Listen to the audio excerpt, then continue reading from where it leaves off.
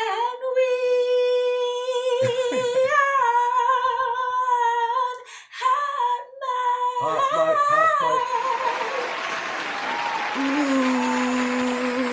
What up? Oh, hello. Hey, what up? Hi. What up? Okay, I'm going to keep this here just to make sure. Yeah, we got to check on it. I can hear it. It's working. All right. Oh, and she sounds perfect, too. You sound fantastic. What up, y'all? Welcome to Hot Mic. Applause for yourself. Applause for yourself. We made it.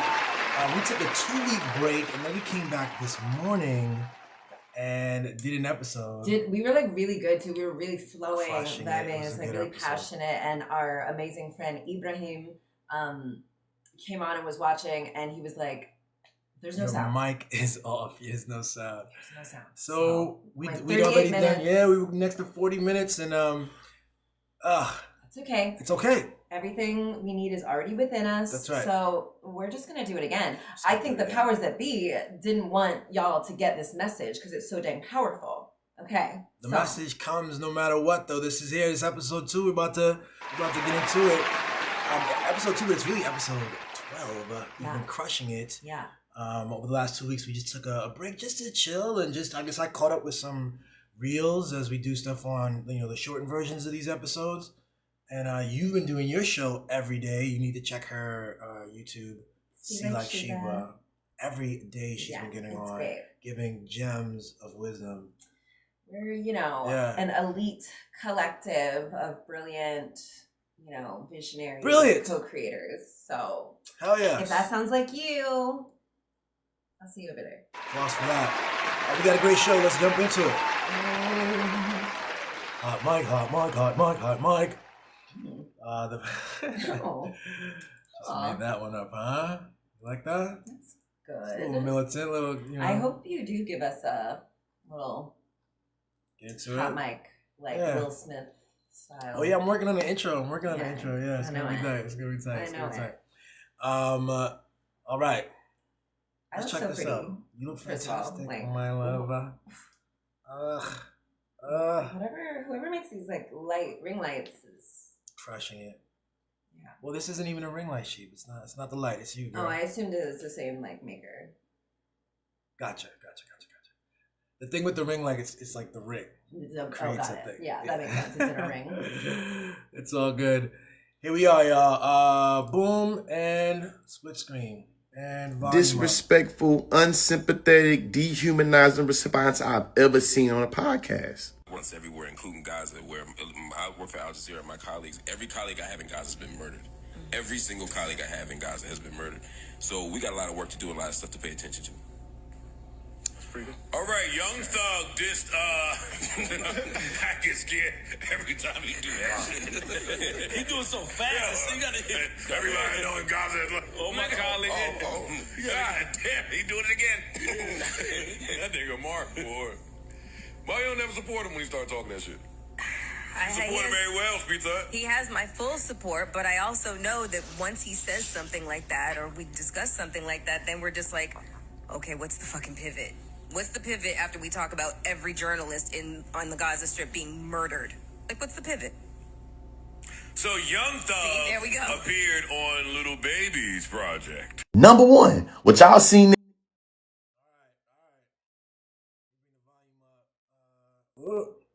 Volume up, and shout to Conscious Lee for he did a wrap up of that and kind of explained that, but we're not going to get into that. We're going to get into the actual video. So let's go back to the full screen. What do you think about that, Sheep? What do you think about that clip? Yeah, so the, question, the interviewers, whose job it is to conduct an interview, were like, where do we pivot after someone says all of my colleagues were murdered? I would say, who murdered them? Yeah. I would say, rest in peace. I would say, oh my God, are you okay? I would say, I'm also your colleague. Am I in danger? Like I can't stop thinking of follow-up questions for that very, softball. It's like an alley-oop. Crazy. I mean, the context is, of course, it's the Joe Budden Podcast. Joe Budden of hip-hop fame, hip-hop rapper. What's a Joe Budden song? Pump it up. It's like he's Sing got it. like 2 or 3 pump it up. I mean, I'm not. This is from the 90s. This is from a long time ago. Oh, that's him. I know that song. Yeah, that's Joe Budden, man. Wow. That's I don't dope. know. I kind of always thought that was like on, I don't know, the Jock Jams thing. Oh my god. I just assumed it was like Jock Jams team.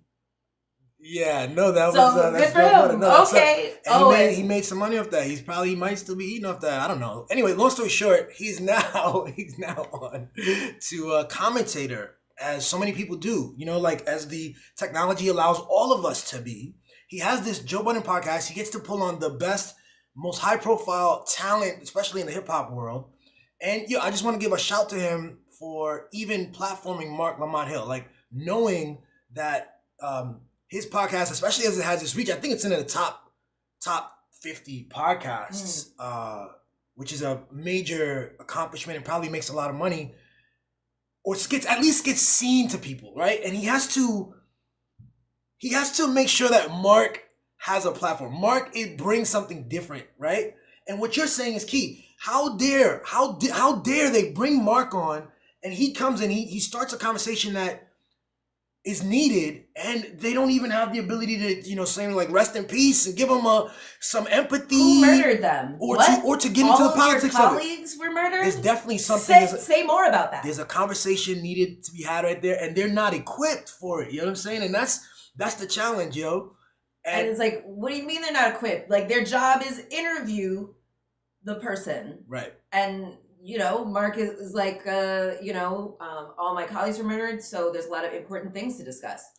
And then the guy's like, well, I don't know what to do with that. Which also, like, counterpoint to like the shout out to what's his name for platforming Mark, because like I think he's modeling for the Black community how you treat people like Marc Lamont Hill. You go, oh my gosh, like this nigga, like, what do we say? Let's change the subject. Like, and like, so that's exactly what he did too. And like, I feel that way with like my family and with other people. Like, I am someone who's like, let's talk about the real thing, the people being slaughtered horrifically and punishing, threatening everyone with their jobs. Like, if they don't stay silent about it, like, we should talk about that. And I'm around people who are just like, oh, come on, where are we?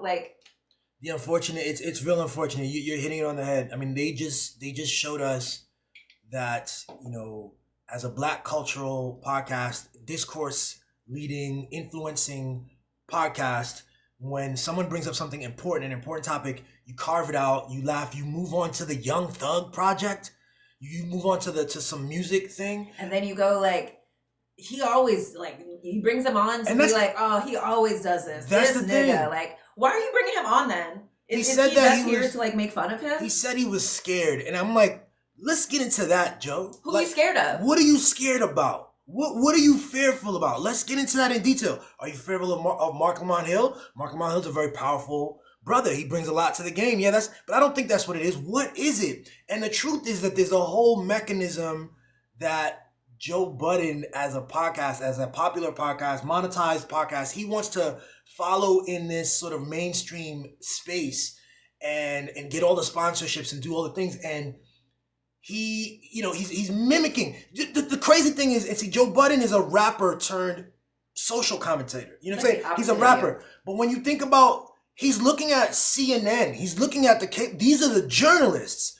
And the journalists demonstrate the same kind of flippant disregard for life, for Palestinian life, for the journalists being killed, nearly almost 250 of them by this time. So when he sees that kind of fearful behavior by the serious people, the people who are actually supposed to be articulating good language over fucking reality, he just wants to chill. Which is so funny because I think on one of our maybe first or second hot mics, we had a clip of Marc Lamont Hill, maybe on this same podcast. Yes, it was the same podcast. That's so funny because Marc Lamont Hill was like, a lot of Black men aspire to be white men.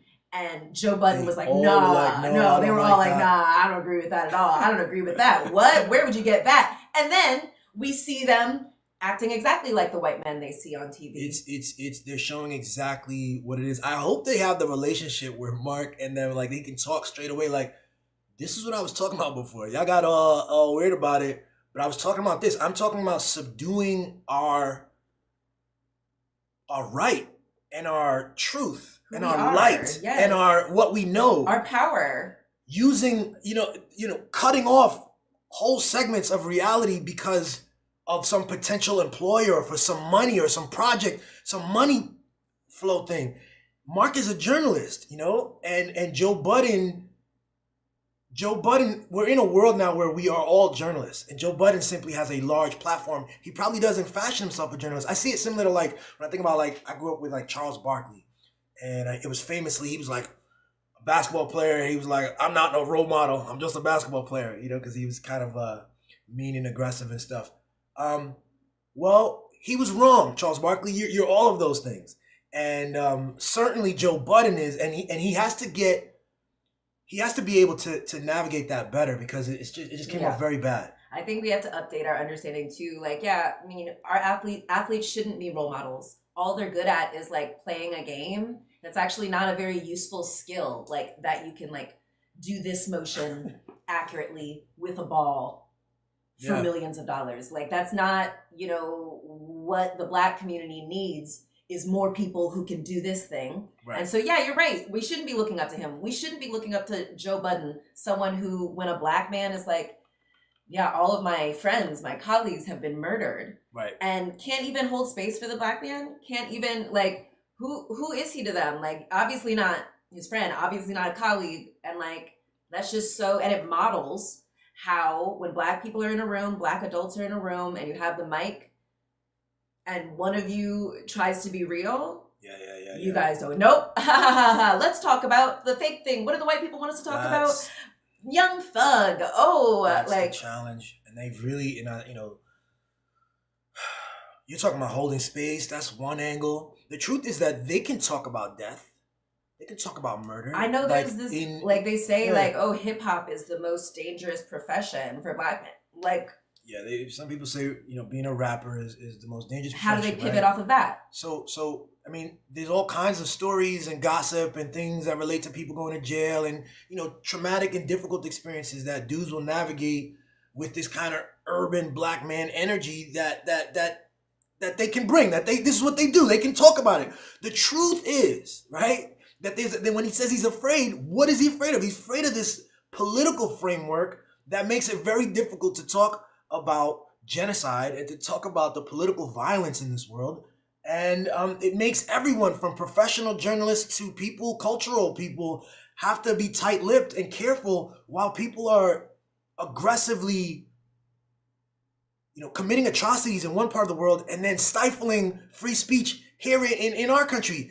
And I don't understand. I think we need to put that right on the table. Joe needs to look at that right on the table, look in the mirror with Marc and have that conversation. Yeah, it's really bad. It really models for us and for the children that, you're supposed to just get the bag.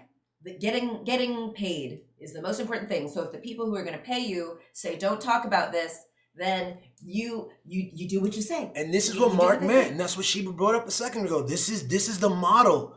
This is the white capitalist approach to reality. You carve out things. You call this political. You call that professional. And everyone sort of plays to keep a thing going. But there are people, the Zionists in particular are quick and full of money, full of resources to do their propaganda. It's been reported. There's doubled the budget? Yeah, it's more than 10 times, billions and multiple millions of dollars is being spent to make it difficult to talk about the genocide in Gaza. And the men have to figure out how to have these conversations and to be a light towards truth and towards humanity. Sometimes we talk about white people, whether we're talking about, I always say sometimes they use white people as a catch-all for shit that's wrong. You know what I'm saying? So we talking about misogyny. Cats be well, white men made up misogyny. It's well, if white men made up misogyny, so why doing it? Why does it come from our bodies? Why do you we guys acting like white men perpetuate it? You know what I mean? Note that.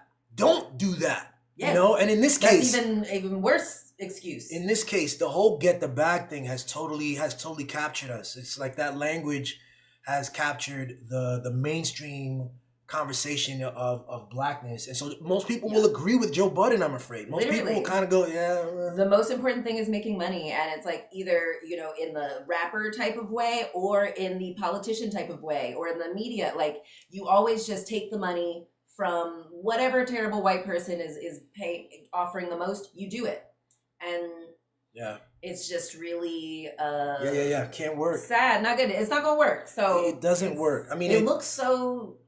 It makes them all look really false, and like they don't believe in themselves. They don't believe in black people. They really believe in the supremacy of white people, and that they don't have the power to do anything but talk about the thing that white people want them to talk about. It's wild. I mean, this is, again, I think Joe Budden doesn't see himself, or doesn't want to. He wants to carve out something that isn't political. He wants to be a hip hop sort of commentator. You know what I'm saying? Who's playful and fun, but all of this stuff is one thing. I mean, that's just what reality is. Yes. And one of the things that I grew up, again, we like to talk about, white people, when they get power, they do this and that. We see it. We see Trump, all this dumb shit they're doing. These mediocre Republican white people and all their schemes, and how they don't care about populations that they don't deem within their own population. You know what I'm saying? So we have to be mindful when we actually do have power here. When you are the creator of your own podcast and you build up an audience to the tune of hundreds of thousands, millions, you're a powerful person. You're now. Powerful. And this is exactly the test. This is exactly, Literally. Are you can't look at history, or you can't look at history with the same sort of like critical because it's the present now. And so how do we engage now? Yes. And so that whole scene there with Marc was really upsetting. Yeah. Actually, especially as I know that, again, we're rounding on it like potentially 250 or more journalists being killed in Gaza. Not just children and innocent families, but journalists in particular, the people who help us articulate truth, are being wiped off the planet with intention. And so here we are, we sit comfortably and safely in our studios and in our little homes and things, and it's our chance to be powerful and apply language to what we know. Like, we can't even talk about it. Like, the murderers want us to not talk about it, and so we're gonna do what the murderers want us to do. What? And like, men are supposed to be like protecting from who? Like, it's what? Like, what am I seeing? And love Marc, but he's not in his power. If he is telling himself that it's good for him to go on these shows, say one line about how, go in these places where he is not received, where he's tolerated but not celebrated, where he's included as kind of a token to try to have the appearance of a balance, and like these are what adults talk about, but it's also modeling. You ignore the nerd who's trying to always talk about. That's how they did him. That's how they did him. And so, like, you're better than that, Marc. Like, Marc has his own platform. He's gonna he's gonna take it up on his own podcast for sure. He's been doing that. The Joe Budden podcast definitely has him reaching larger audiences, and we say this all the time. I think it's true when I listen to the radio and I hear these personalities that it's always gossip, and it's always, gossip or black celebrity, something, who's dating who, and a new, we say, yo, they should have a Marc Lamont Hill. And I'm like, yo, they did it, but he did such a poor job of, like, you give him a platform, you actually have to kind of support it.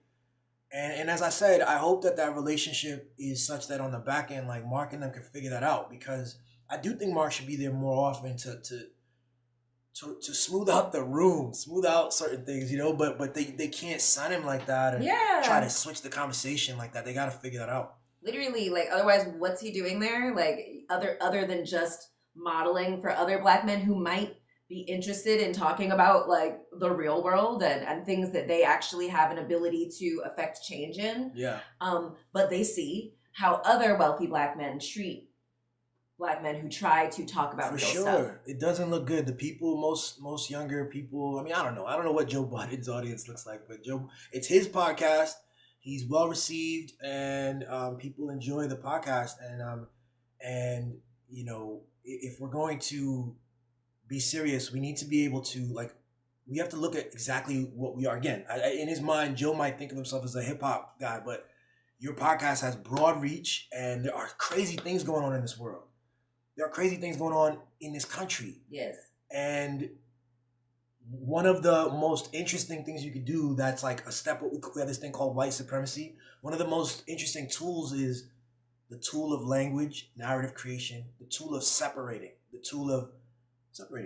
And when we have power, and we're going to continue this because we're on the second part of the episode, we're going to talk about Shannon Sharpe, another talented Black figure with a platform. And it's just like, this is our moment. This is our opportunity to show what it looks like. What are the conversations that, it's not just uplifting Black people, that's important. Uplifting humanity, uplifting what is. Our power is not simply within the Black community. That's what white people want us to think.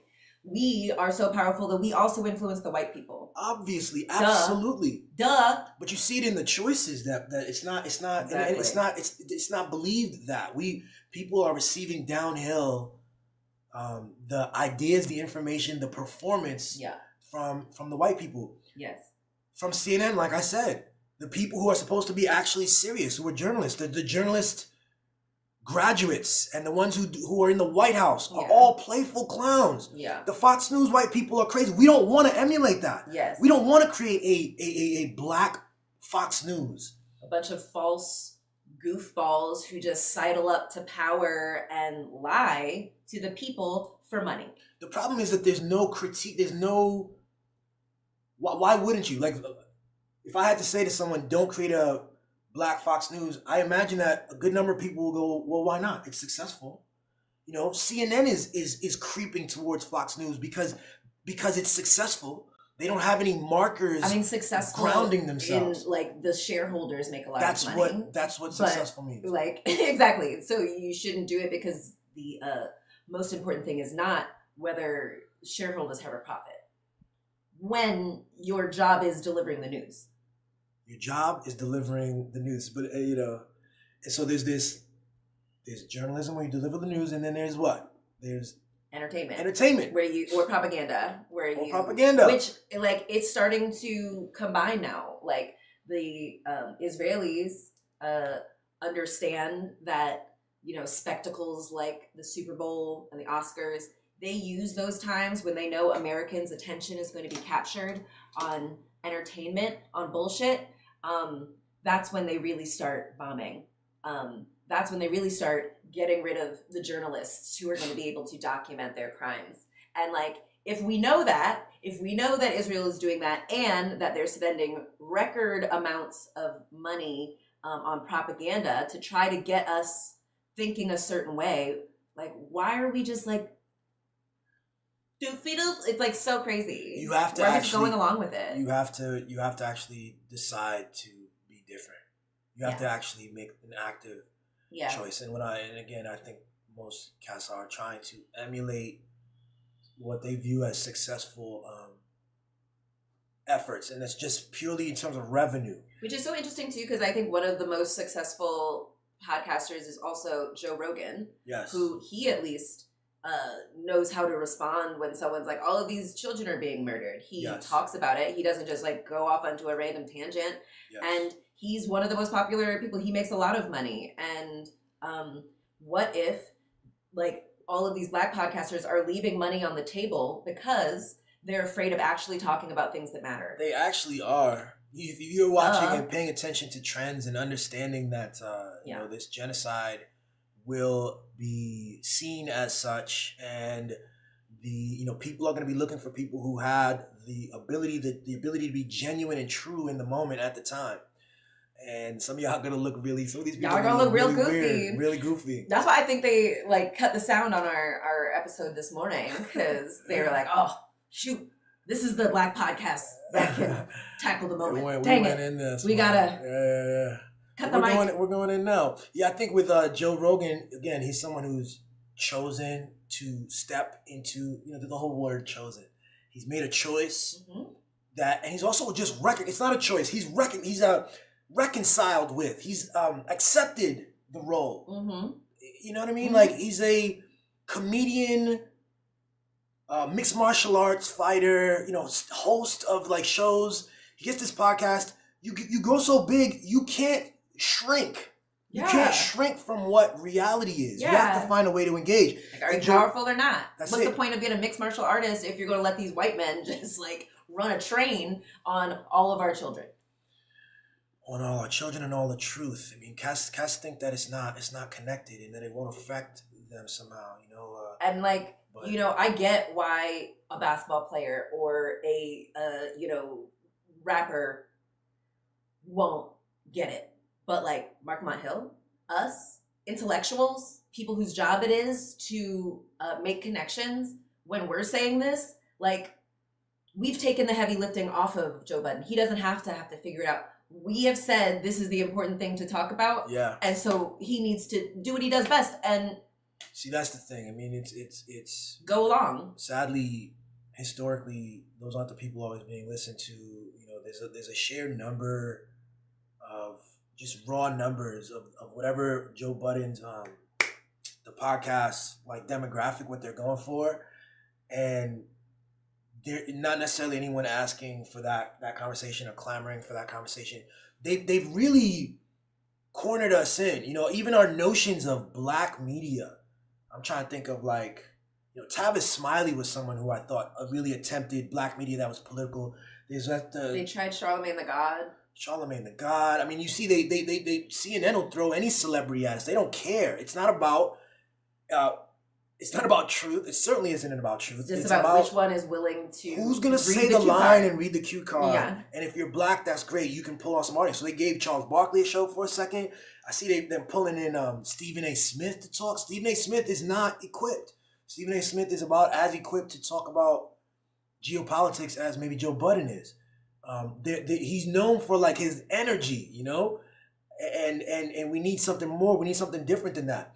And at the very least, Joe should have just, like you said, give him, like, acknowledge the moment, ask a relevant question like who, and allow it to flow.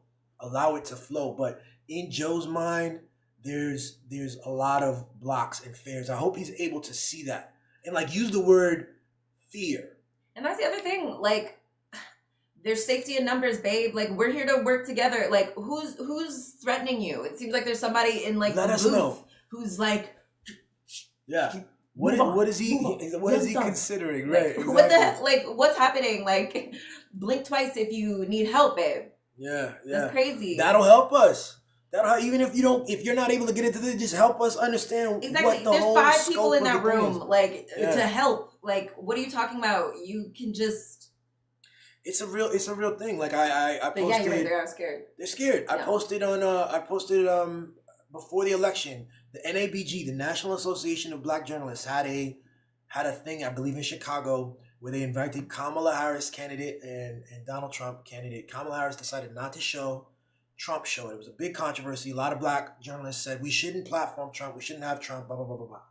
But that's a whole other thing. I'm saying question mark. What does black journalism look like? Yeah. The NABJ on stage, they had 2, what I would say, journalists, one from Semaphore, another from ABC, and then they had the woman from Fox News. What's her name? Harris Faulkner. She's an interestingly long neck. I hate to bring that up, but anyway, she's just terrible. I think she's terrible, and she doesn't represent what journalism is. So the organization she works for isn't representative of journalism, and maybe it is. Why would you platform her? There are children watching, children trying to figure out. There's all these young, in fact, right in the room, there are all these young journalists, college students, all around networking and trying to figure out what the next future is. And you put Harris Faulkner gets to share the stage and ask several fawning questions of the president. What are we doing?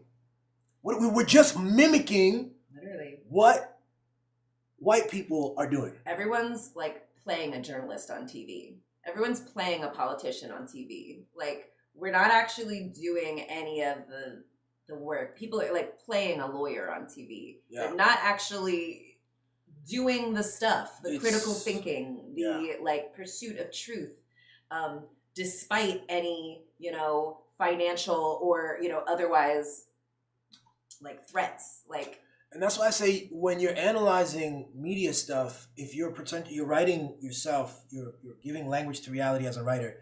And if you're looking out at someone and you're reading someone's work, you have to understand that the person is a part of it always. The person is a part of it always. Yeah. There's something happening that is real in the real world. And then there are the words that the writer has chosen. Yeah. Every single word chosen with intention, euphemism here, direct language there. Yes. And so for the people who are journalists who have to be analyzing themselves, you have to take into account yourself. You have to notice so these things that are fearful, that's making you change your language. Yes. That's making you move away from something. It's making you move towards something. That's changing the whole picture that you're painting. Yeah. So the self-awareness is the missing component in a lot of this journalism, because like you said, they're completely unaware. They're performing and they're trying to do the stuff they saw in the movies and it's harming us. Yeah. And it's harming us. Yeah. And CNN and the Fox News people are that's a big mess what they've got going on there. It's a massive really corporate thing. But if you have a podcast, like the Joe Budden Podcast, some people have podcasts that have reach, you have to... You're free. You're free. You're free. You have to notice if something is cutting you from, you're not able to speak. Why would that be the case? How would you let that happen? Yeah. And as you said, where's the empathy for the brother in that moment? You know what I'm saying? Like, just be like... Like, if you said all of your friends had been murdered in the past 2 years, I was like, oh my God, what? Like, maybe let's cut the camera and like check to make sure you're okay. Are you kidding me? And it's just so... It's been normalized. It's so... It's been normalized. Like the performance of Black adulthood, Black masculinity, Black discussion is so like, it's like you're not actually supposed to listen to each other or, care about what each other is saying. You're just performing, having a discussion. I think you're right. I think there's some of that. But again, this particular one, it's not that. Like, dudes do have, I think we're in an era, a renaissance, hopefully a blooming era of masculine bonding and, dealing with each other's depths, okay? But this particular thing has to do with Israel. This particular thing has to do with Zionism, has to do with a climate of fear, of deplatforming journalists, of deporting journalism students who are doing a good job, who can articulate reality. And Joe Budden doesn't want to deal with that. And he's not alone. He doesn't want to talk about that meta structure. He simply wants to make money and have conversations in his podcast. Okay, but like, you don't deserve to make a lot of money if you're not willing to do the difficult things. Like, why are you making that much money if like you're just kind of performing This goes back to it. Entertainment? Yeah. Like, is that really what we need? Yeah, we need to It goes back to it. He has to define himself. And just as Fox News and CNN has to define themselves. But yeah, that scene looked really bad. Yeah. Not great. Should we pivot, yo? Let's pivot. Let's pivot to our next clip. Our next clip has to do with the brother Shannon Sharpe. A lot of dudes out here dating women that don't like them. One second. Another black man with... So he's a football player turned podcaster, commentator. Yes. Football player, former football player, Hall of Famer, one of the best tight ends to ever do it. And the thing about him is he's brilliant. He's well known for, he's got this like Southern energy and hospitality about him. And he talks about his grandmother a lot. He grew up in like deep poverty with his grandmother in a 1-room shack. Everything was one room. And it turns into this millionaire with this big platform. So now we're going to go click and look at the split screen. And I've always been a fan of Shannon, frankly. I always thought he was pretty honest as well. So check it out. A lot of dudes out here dating women that don't like them. But we like to put our coverage. We like to get what we think we don't supposed to have. I don't. Y'all do. I don't. You better take your old ass and get somebody to love you. Damn, Bo. You don't need no 26-year-old girl. You don't need no 36-year-old girl. I do. This is your auntie talking to you. Take your old ass and get your old out there that can love you old. Come on, pick your glass up and clack it for me. Come on now. These young gals will bite you. You're trying to hang out with these young and you can't do it, Sandy. You just can't do it. Because a woman like an elevator button, man, they can take you up or down. She will either inspire you to greatness or reduce you to mediocrity. So choose wisely. Now, what you think about that? I'm looking for a sinner. I'm looking for a sinner. Send me Miss Nasty B. What her name was? The one that you Miss Nasty B? Umbrella? Miss Nasty. Yeah, I'm looking for. I don't want nobody walking straight and narrow. Oh, come on. Nah. So, I want to film. Listen, I thought we as that's what I'm looking for. We always talk about toxic relationships or toxic environments, and now you have a perfect opportunity. You have the perfect opportunity to get you somebody that is aligned with your core values in the way you was raised by your grandma. You was raised in the church, right? You was raised in the church? Yeah. Well, this is the God-fearing woman. This is exactly what grandma would want. This is what I want for you. You know, you want to get married because brands want to know. If you think about Bill Gates and Jobs and, you know, all these guys, Bezos about to get married again. Why? Because when you sit down and people think about being in business with you, if you can manage your marriage, I can be in business with you because I know on a day-to-day you are having to humble yourself and have to kind of work through stuff. I didn't want to get with a white woman because I was scared she might have me running down the street like Jonathan Majors. There you go. Come on, cat. Not because I didn't like white women. I think white women are as great as any other women. But I'm not gonna act like I'm not scared of them. I have a reason to be scared. You could be Kang the Conqueror, and they could take your rabbit ass down in 2 weekends. And that's the truth of the matter, so I stayed away from that. Physical appearance is such a small part of a relationship because when you think about sex, it only lasts so long. You know, and don't then speak for yourself. I don't know. The roast Mark. You having an unnatural allegiance to losers is not like you.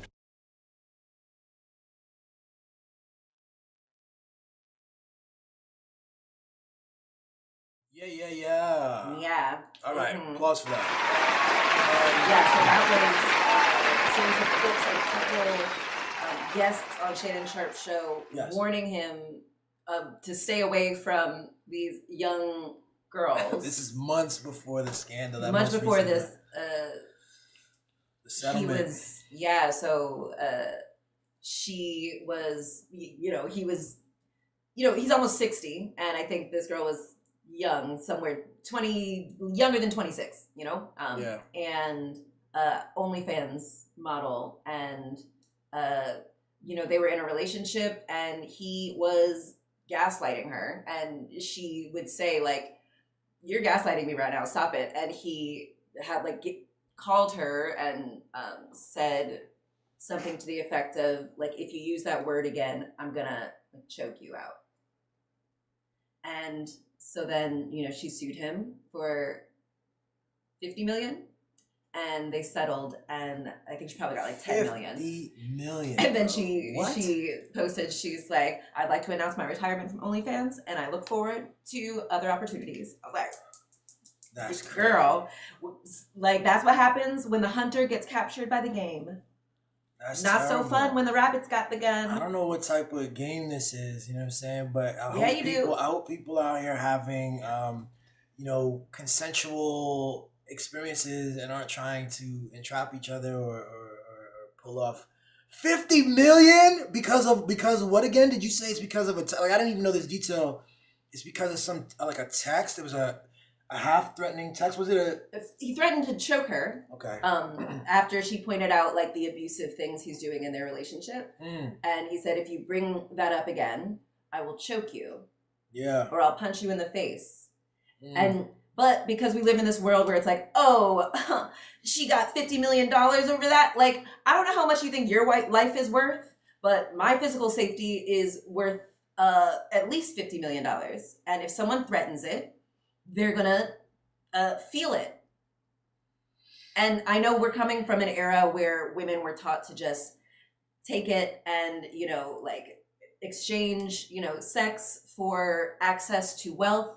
And if he hits you, if he beats you up, you just have to take it because it's about getting the bag. You know, I'm never about that. I just in terms of the details here, look, obviously he has a lot of money. Obviously. He was able to do it. I think there's clearly something more, maybe. I don't know. I just like, sounds like a lot of money for something that, from what I saw, I didn't hear that it was like an actual threat of physical harm. I don't think she experienced physical harm with him. So this seems like a I wild think it's thing. bad that we have to like wait until a woman has experienced physical harm for her to be like, this is not okay, don't do this, and like for the man to like threaten her if she brings it up again. Like that doesn't bode well for her safety. It's wild too. I did see some sex like whether it was a choke or I think it was a choke, and just I think my man Shannon Sharpe has an opportunity now to learn quite a few things. About the legal system and about, you know, and about how like, he uses his words. And like he is an old man. Like they do have this idea that like, you know, you're supposed to have relationships with young women because they're easier to control and exploit. You can just use them for sex and then discard them. But like the girls are smart now and they see what they're doing and they're not just going to allow themselves to be abused and discarded without taking any money from the transaction. Yeah, the game has shifted a lot, you know. Everything from the young girls to the passport bros, like the women in these other countries also know, you know, they have TV, they have access to like they know that there's cats coming into their country, you know, from America for these very specific reasons, and they're going to get what they want out of it. The funny thing that we're talking about here, and the reason we're bringing up Sharpe, though, is on his show. Okay, so what he said was after she told him not to manipulate her, he responded in an audio recording with the following statement. If you say that word one more time, I will fucking choke the shit out of you when I see you. So, I mean, that's actually assault, which is putting someone in fear of an unconsented to touching. And it's actually very serious. Someone who chokes you is like 700% more likely to kill you eventually. That's a statistic for women to understand so that we don't minimize the active threats of harm to us when, especially, I mean, you know, white women are a little safer than black women are. Black women are murdered every 4 hours. A black woman or girl is murdered every 4 hours, mostly by a black man. And so like, we really do, like, you cannot play with your safety. And so whether it's, you know, what's her name? Cassie or this girl, like, protect yourself and hit these men where it hurts. Their money. All they care about is money. And I think that it's interesting too because like all these people, like on this clip, it's like the guests are trying to engage in an intimate conversation with the host, and the host is still like, nope, not listening. Don't care. Ha ha ha. Don't care. It's Okay. I feel like these clips are opposites in very interesting ways. Both of these podcasts, the Joe Budden Podcast and the Shannon Sharpe Podcast, want to be known for being a place for truth. And like, we just keep it a buck here. We keep it real. You know what I'm saying? In the Shannon Sharpe joint with Cat Williams, that's when it really popped off. And they were saying that Cat was like, you created a place for truth. Like he's created a safe haven where people can come in and speak, right? And what you pointed this out, right? In the it's opposite that in the first one, Mark introduces like a bigger truth than Joe Budden is ready to have. And in these, it's similar too. Like the guests are trying to have a full, loving, honest conversation with him. It's not about politics. It's not about bigger truths of politics. It's bigger truth about the internal, about your connection to God, really about your own desires and like who you are and safety and love and like what do you want out of life, you know? And he's playful and he's having a great time. Shannon Sharpe has made himself a wild success, a small fortune or a mid-sized fortune, and he's a celebrity. And he's out here having fun with all these girls, and they tried to tell him, and then months later this thing happens. He loses not just the $10 million, but a whole bunch of like bad press and notoriety in the public, and people making fun and talking about him. And I think he lost some further contract. He's no longer with ESPN. I think ESPN let him go. So there's like years of future things, and just generally, when I just think. Anyway, I think it sucks. I think it sucks what's happening, Shannon. That's why you hear me going back and forth with you on this, because I'm not trying to diminish sexual assault or any of these things. I see a man who got caught up, who was not careful enough, and now he's dealing with the consequences of that. Yeah, I mean, he plays stupid games, he wins stupid prizes. He was warned multiple times. There's lots of movies and media, like we just understand like creepy old men, who are rich going after like young girls. Like no one feels bad for you. Like what? This is a consensual relationship, and you acted abusively and manipulatively. It's interesting. One of the people was like, you want someone who's like on, aligned with you, on your virtues and morals, and someone like your grandmother would be proud of. First of all, I don't give a shit what my grandmother thinks of me. First of all, she also chose for herself a man who was super abusive. So I actually should not look to my grandmother for the relationship choices I make. Also, wasn't she the one that raised him? So I think the reason he has these ideas about women and relationships is because he was taught that.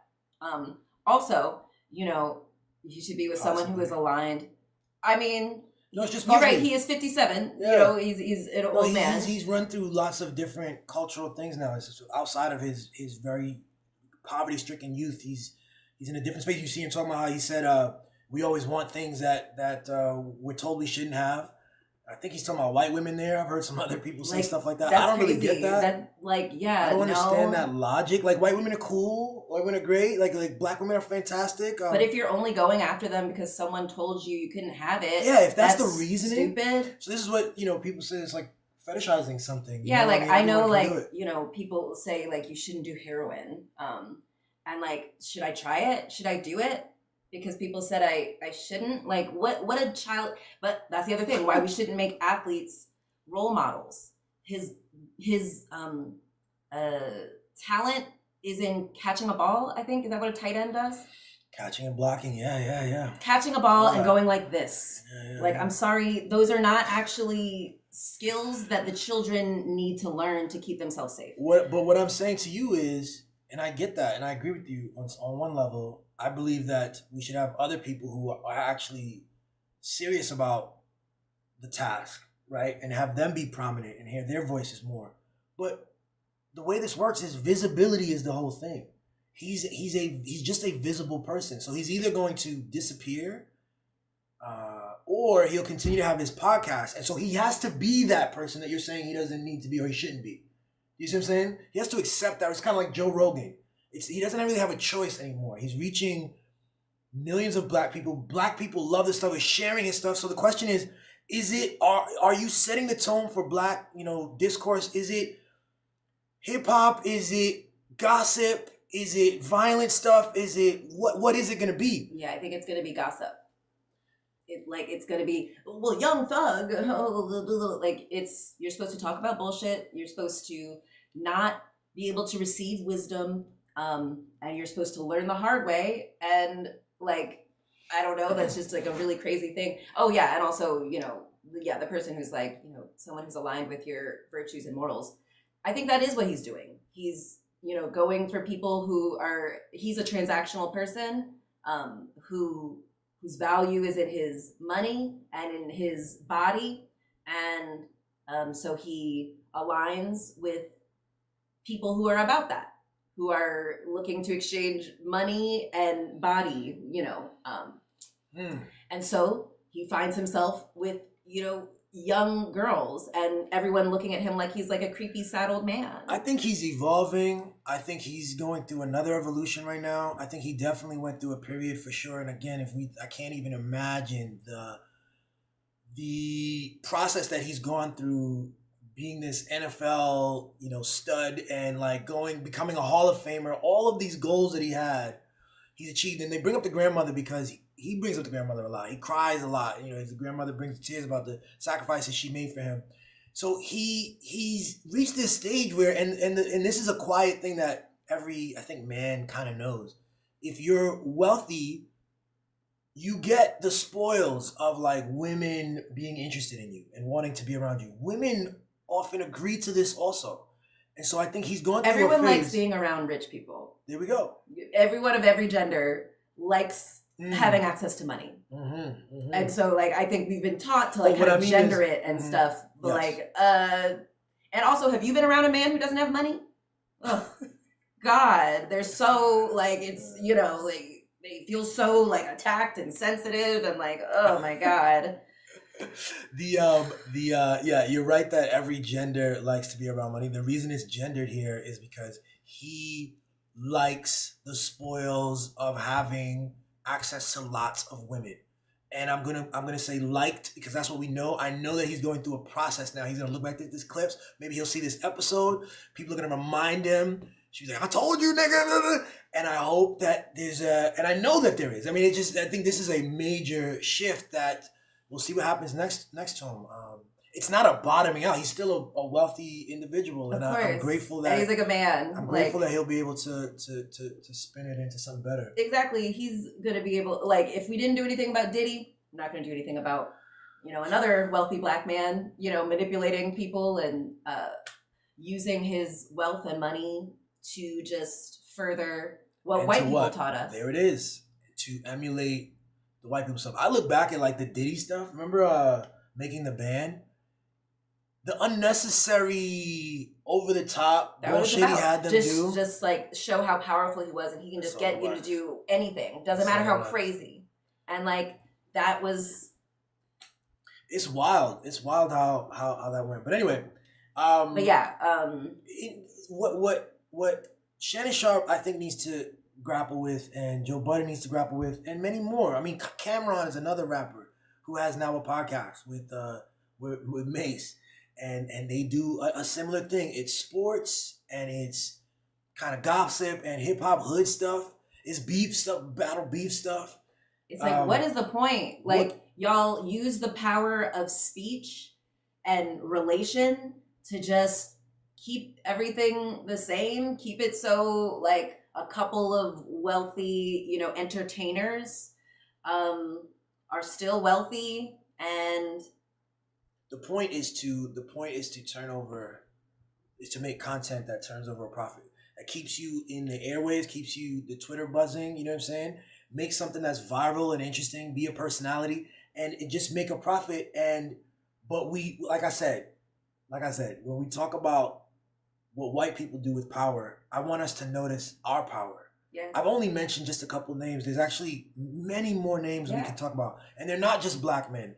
And again, the black men have to understand that the power is in ours. We are not here we don't have to emulate the goofy, profit-driven, fake nonsense that white people do.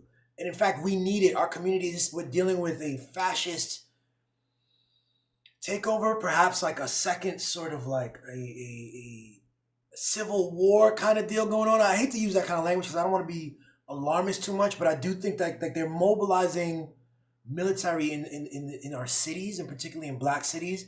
And I think we're thinking we're going to be able to buy our way out of it. Well, some people are hoping to just be rich to find a way, because if you're rich, you can kind of absolve yourself. Buy your way out of it. But what are we using our voices about? What are we using our power as journalists, as people with the ability to give language to shit? Yeah. It can't be just celebrity gossip, I'm afraid. Yes. Whether that feels good and safe to you or not. Like, y'all aren't children anymore. Like, y'all aren't teenage girls. It's not cool just because you're men to like talk about other men who are doing things, who are playing a game or putting an album out, like those, like what, like that's not cool. That's like, and it's misusing your power like that, making yourself smaller, suppressing yourself. It's gonna come out badly.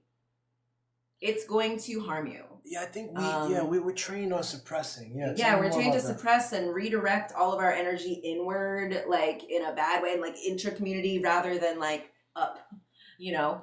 Cats know to talk about things. Cats know to get angry and to use their most big angry voice for other black men. Exactly. Other black men, somebody said something on Twitter, get really big and angry. Somebody disrespected somebody's lady or something. You go at cats. But then these white dudes come up here and redefine journalism. They don't care about markets anymore. They do this. All the arguments they used to make, they flip it. You see that everything's about convenience. They're lying, and they trap our children in these cycles of incarceration and all this shit. And like we have to be able to deal with that. And the get the bag thing is just not sufficient. Yeah, it's just not sufficient. Yeah. And it's like, what's the point of like, Shannon and Joe Budden, they're like lauded kind of for creating spaces for truth. And then you guys like waste it talking about like celebrity goss that you're not going to change your behaviors in any way. You're not going to like, I know Cat Williams said like a bunch of things about like the Hollywood and things. You guys aren't going to stop pouring your money into Hollywood, are you? You're not going to stop. Like if one of these Hollywood people invites you to things, you're gonna go.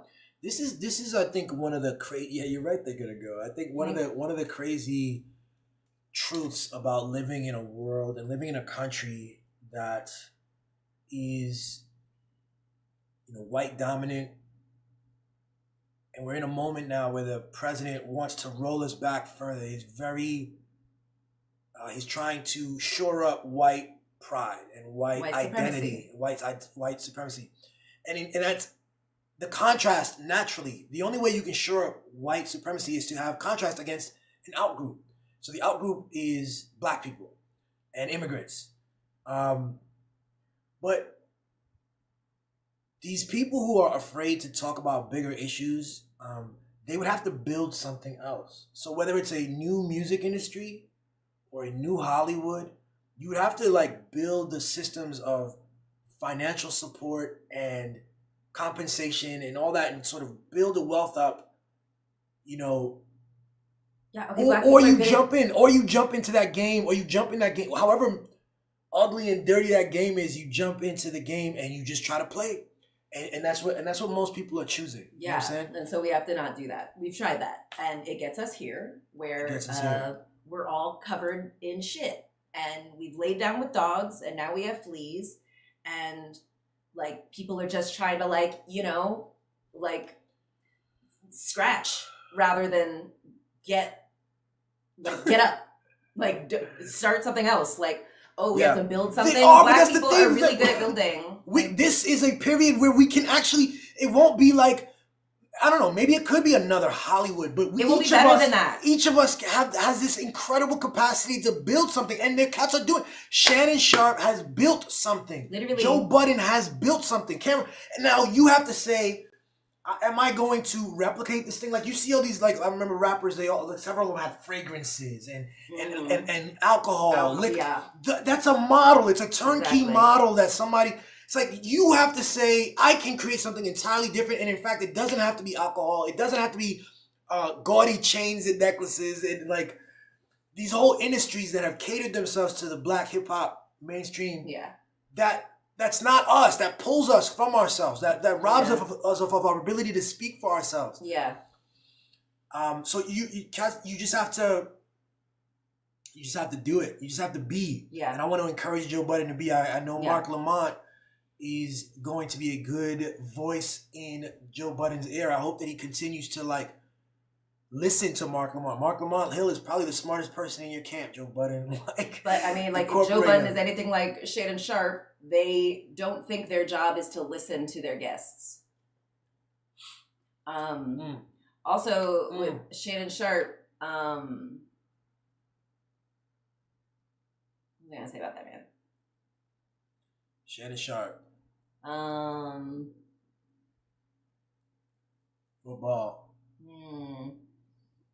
He's alone. You know, you can talk about important things and still get a lot of sexy women to have sex with you. Yes. Like Billy is like, maybe that's what we're here to like. Yeah. You can have this life where you're with a bunch of like sexy, sex positive, slutty women who are your age and who are like I don't know, just evenly yoked with you, and who are, you know, excited to like create something new. That's one of the things I don't understand. That's one of the things if I had to, my big critique on Shannon Sharp is why? Yeah. Multi-millionaire celebrity, there's somebody's auntie. When I say auntie, I mean, he's in his 60s. You're saying his age. He knows he doesn't have to. He doesn't have to be 60s. He doesn't have to be 50s even. Shannon Sharp, you don't have to go to the 20s to get some white girl off of OnlyFans. You can engage in consensual, non-monogamous like experiences, whatever you're into, fam. I don't know the details what you're into, but I don't understand how it manifested into this, and I feel so badly for Son. And I just know that it'll turn into him being an even better version of Shannon Sharp, and so he's got a great redemption arc on his way. I hope so. I worry because like I think we're taught to like hold Black men to a really low standard. So I think I worry that he's going to surround himself with a bunch of yes people who are just like, no, you're so great. Those women, we told you got to stay away from those women. They're just trying to take a Black man down, and like, so why would he learn? Why would he learn? Who's that comedian? The female comedian Monique. Monique is on his ass, Sheba. No. Monique is on his ass. He's gonna get the right message, B. I was gonna say also she was like, listen to your auntie. They're the same age. They're the same age. Monique and Shannon Sharp are. I mean, we say auntie and unc. We say unc for the men. It's a thing. I hear what you're saying. I hear what you're saying, baby. And so, but yeah, Monique is on his ass. He's got. Yeah, this was a big. I mean, even as a wealthy person, $10 million plus the ESPN stuff and the loss of all of these things is a hit. And good. Hopefully, he learns to watch his mouth and not use his power to manipulate people he thinks are not as smart as him. Which that's the other thing, bro. You probably got so much CTE. Like, there's probably no easier people to trick than old football players. Back when they had even less kind of protection for their brains, y'all dumb as hell. It's like, I'm proud of her too for getting his money without bringing a child into this.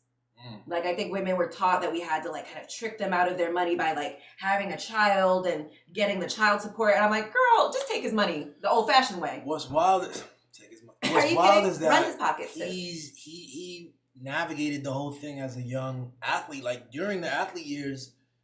You know, he actually he was renowned for his discipline too. Like he's a hardworking disciplined dude. But my point is this. He gets to 60 and then has this lapse. Was it a discipline on the field? Discipline on the field, his work ethic generally, but just generally, I think he was at least when he started off, man, he was a much more he was just about the game of football. He didn't like all these women all over the place. He wasn't one of those big party head kind of guys. I think that's right. I think I remember seeing some documentary about that. Wow. I think we have a romanticized. We like to, I think it's a bad. Let me just say this about the girl. You're saying, you're proud of her for a thing.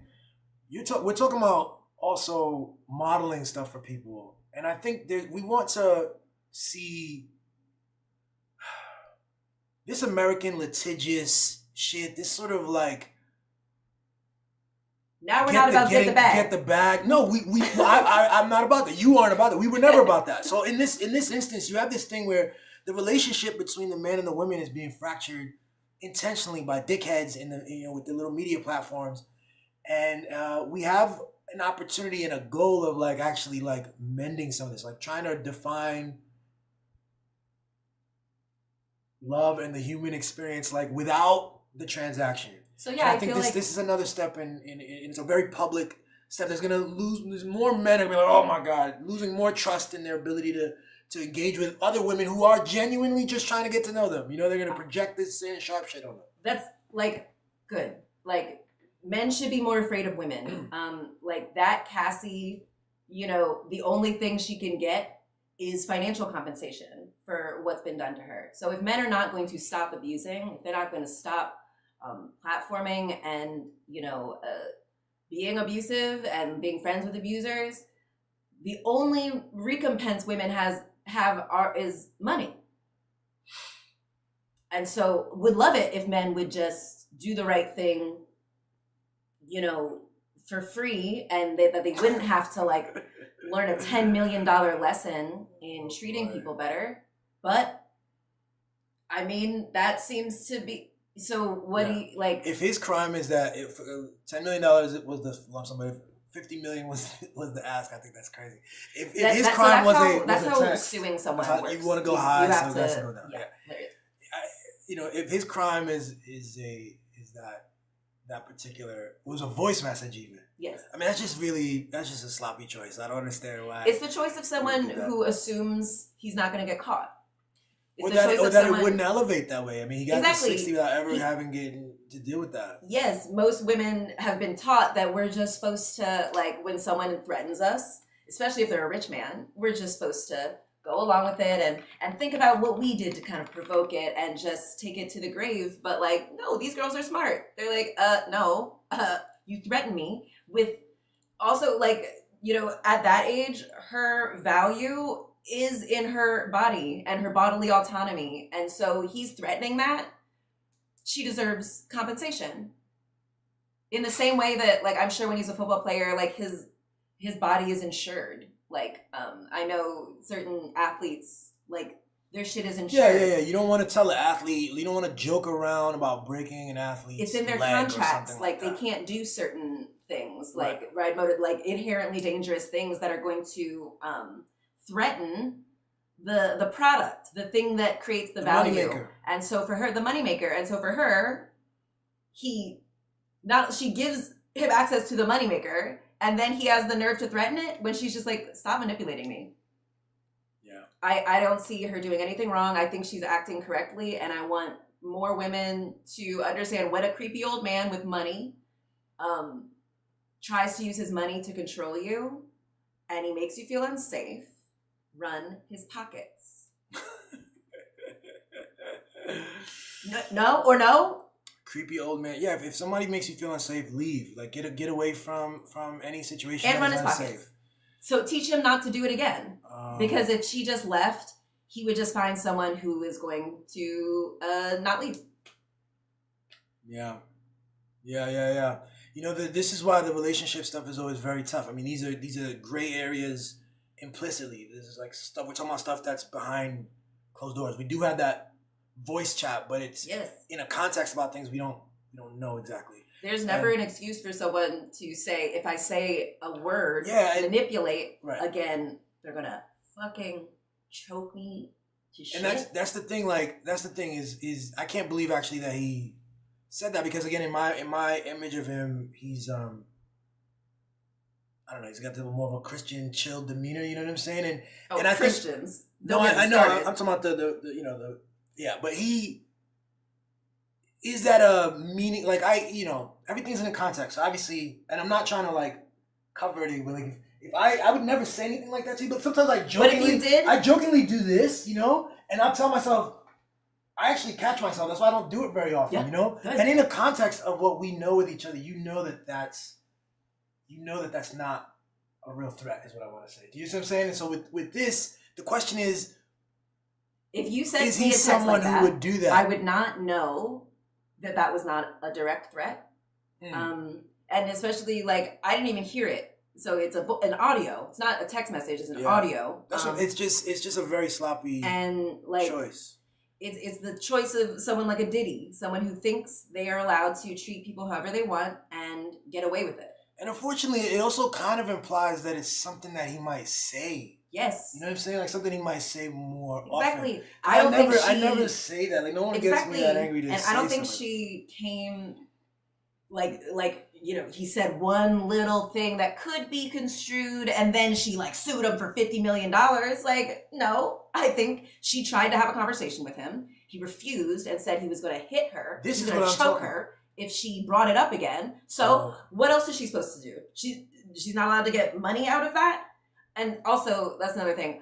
I am a leaver, ladies. Always be a leaver. Like, yeah, you're right. You treat me very well because you know that, like, I'm not going to put up with it. I'm not going to put up with you treating me poorly. So, like, if you were to, you know, send me anything like that or, you know, make me feel unsafe, goodbye. Get out of my house. I treat you well because I enjoy treating you well. I enjoy putting a smile on your face, and I enjoy treating you well. I know, I love that. However, you're also a smart, prudent person who's not going to.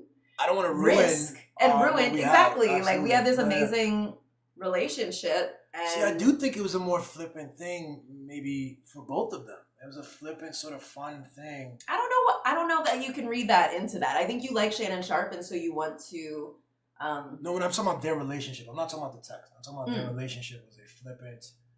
It was a kind of a flingy relationship they had, and I mean, it's flingy enough that like he's like manipulating her. Yeah, like it's just a bad look, and I again, this is just an opportunity for a pivot. But back to our thing about like the conversations. You know, Shannon Sharpe has a huge platform, and I want to see him on his podcast. If he's not going to be on ESPN, I know he'll be back on YouTube and on the live streaming, and I just want him to go there. Like, tell us, we're not just gossiping about industry stuff. We're going to be talking about the world, politics, philosophy of reality, and then the inner conversation. So, you know, when Monique and these people giving them the gems, Damon Wayans talking about love and, you know, I hope, and Lil Yachty even hitting him with that. You know, I hope he can, like, engage with that. Yeah. For real. You know, that's what the show should be about. Someone was also talking about, like, you know, you'll make more money if you were more stable. Like, you know, it's it is kind of like a red flag to be a old man who's never been married. Like, I'm like, what's wrong with you? Living that life, yo. Okay, well, yo, like you're like that's not someone I want to go into business with. You've shown you're not able to commit. You're not able to like take on a large co-project. See, that's the thing too. A lot of Shannon Sharpe, and I know this as being a football player. When you play football, every minute of your day is planned out. Like it's not like a business owner that is inventing things to do. Like as a football player, it's all planned out. And then even as a commentator on the news or whatever, or ESPN, they call him. He's got slots that he gets to kind of. So he's made a ton of money from just these schedules being given to him. I think now he's going to be in a different space. He's a lot more independent without ESPN. And I do hope that he'll step into that independence and that freedom and tackle the fullness of life and have dope conversations and show other young black boys what a dope, free, rich, successful man has to say and how he sees the world and like give us the full deal, yo. I want to sit him. My suits, my tight suits. Everybody want a center. You a little center. Exactly, I am. But he really does need you though. But I'm glad I got you. Monique was like, you don't need these 26-year-old girls. You don't need these 36-year-old girls. You're right. You're 57, bro. You old as hell. Like, you need, we know some freaky women in their 40s. Yes. Like, come on, bro. Come on. It doesn't have to be this way, bro. It can be a lot easier. Literally, you could, and like, it's simple, bro. I don't know how old this girl was, but like, you know I didn't really start to like, get into realize I didn't have a gag reflex. Exactly. Like I really started to like understand how to move my body and how to do the things and stuff.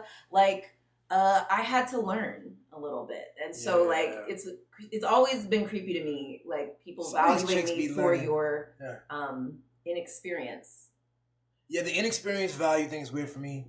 In terms of the experience, like some of these chicks know it. They know what they're doing early. Oh yeah, no, I knew what I was doing early. Yeah, however, nothing compared to what I know now. That's right. You're so fantastic. I'm like, the people. But you're also grounding. That's what I'm saying. Like you're not just you're the center, but you're also like this actually sacred, brilliant source, grounding source. You know what I mean? I just feel very lucky and holy whore. Brother, you can do the same. All right, let's pivot to the next thing, baby. This is our last segment that we created. This is I gotta come up with a I gotta come up with a transition for it. All right, but here we are. We're gonna end off with a quick vision for the future, based on everything we talked about. Quick, describe what would be better, what the world looks like better. I can go first, or you can go first. You go. I see a world where cable news is without revenue because everybody knows what it is and can't stand it, and they're too busy being the news, presenting the news, and getting news from other people on the ground level, other trusted, genuine voices. That the scope of our understanding is that big, and that Joe Budden and Shannon Sharp are confident enough to to be lights where millions of other black men just like them also take up microphones and like articulate truth with confidence, without fear. And I think that the power and what would come with that would be brilliant. Love that. Yeah, absolutely. Yeah. So yeah, I hope I envision a world where Black women are the number one podcasts in the Black community, and Black men are clamoring to just be in the room, and they'll talk about whatever the woman wants to talk about, and that the women choose to talk about real stuff. And the men listen and they incorporate it, and they start emulating Black women more than white men. And that it just becomes so goofy and uncool to do things how white men do, to try to be approved by them. And yeah, of course, cable news as part of that, it's going to be so goofy to try to be going to journalism school and trying to these mainstream media made up. Yeah. No, the key is genuineness. Yes, the key is genuineness. The key is authenticity. Love. Authenticity, love. Yeah. That's the juice. Yeah. And oneness, too, because I think in both of those podcasts they kind of separate it. It's oh, that doesn't apply to me, sort of this isn't something we can talk about. That's it's no, we're all talking about this now. We're all talking about it, and somehow, paradoxically, your genuineness, your authenticity is one with my authenticity. Yes. Yeah. It's and we're so powerful. We're so powerful. And I wish Marc Lamont Hill, I wish everyone was more inspired to be real when Marc Lamont Hill is in the room. Be powerful. Yeah. Like Mark and so many other people who we haven't mentioned today who are figuring this thing out. It's gonna happen. Yeah. It's happening. It is. That's why Israel and all these white supremacists are trying so hard to suppress everyone and get everyone afraid to try or envision or just discourage you. It'll never work. When has it ever worked? You'll need money. Think about how absurd things are. Think about how absurd this moment is. Yeah. This is an absurd, goofy dream for someone. The ways that the media operates, the ways that they hide certain things, it doesn't make sense. It's not logical. It's not good, but it exists because people stepped into it and believed it and took their role. Now we can actually build something. Yes. If not equally absurd, a great deal better. But we can build it. Literally, so we're the ones with the talent. We're the talent. We're the power. White people's power is in tricking us out of our power, tricking us into doing their work for them. They don't know how to do shit. We're the ones who not only are the talent, we are resourceful. We're used to not having anything. We're not even used to having a lot of money. So it's crazy that so many of us are now enslaved by it, enslaved by the lack of it or the fear of losing access to it. Are you kidding? We're talking about people who have money, but that doesn't equal freedom of expression. Then what's the point? That's really, we've lost it. I mean, Steve Harvey was one of the people actually who, he's another one who. Well, these old men. All about that. He's yo, gotta make money. Literally. Anyway, I like that vision, baby. Thank you, Daddy. I like yours too. Yeah. I see it happening. I see it too. And I see it very clearly now. Yo, applause for that. Thanks for watching. Make sure you check out Sia. She was Gauntlet. She's going for 111 days. We're like 36 or 37, something like that. 37 days she's been. Right. She's fantastic. I love that. Like, I can't believe, I'm so honored. Like, I just know so, like, you know, so many people throughout history who just died in obscurity without anyone ever knowing them or their inner workings. And I just feel so lucky. Like, I'm immortal already. This is now. This is not the era even of like books. Like people could make themselves immortal through books, but this is even you get to and we need it. We need it. We need to see that the world is more than Cory Booker and Floyd Mayweather. Can you imagine getting the mic and then wasting it talking about Young Thug? That's so embarrassing. That's so sad. I want us all to just step into our power. We're in our power. We know that we are the value. Yeah, we got it, and there's nothing to be fearful of. Yeah. All right, it's all love. All right, peace. Have a good one. We'll see you next week. And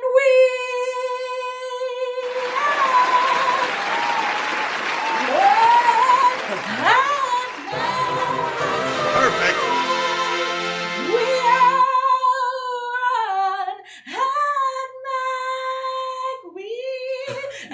Perfect. So good and tasty. Pretty good though, those pipes.